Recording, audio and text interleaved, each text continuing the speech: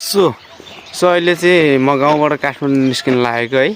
गाडी आउँदैछ अनि हामीले चाहिँ गाडीमा यो बोरा सामान हालेर टक्क हामी चाहिँ काठमाडौँ गाडी कुर्दा कुर्दा झ्याउलाएर सन्तोष घरतिर गएको। गुलाको फिल कति राम्रो क्या। अनि टिप्न मन लाग्यो अनि आन्टीलाई सोधेर टिपौँ भनेको, टिप भने एउटा टिपेँ अनि अलिकति हालेर ल्याएँ।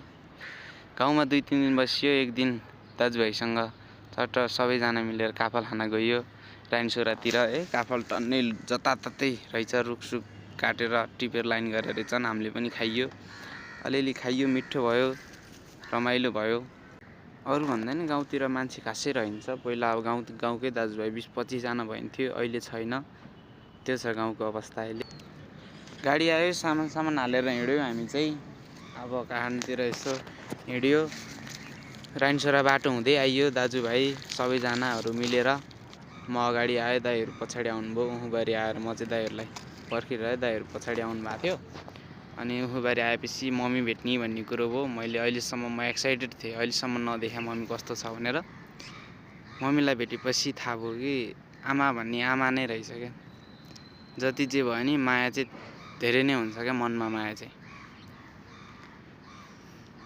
अनि निस्क्यौँ त्यहाँबाट विशेष 10-11 बजी निस्क्यौँ। त्यसपछि सिधै काठमाडौँ आइपुगेँ।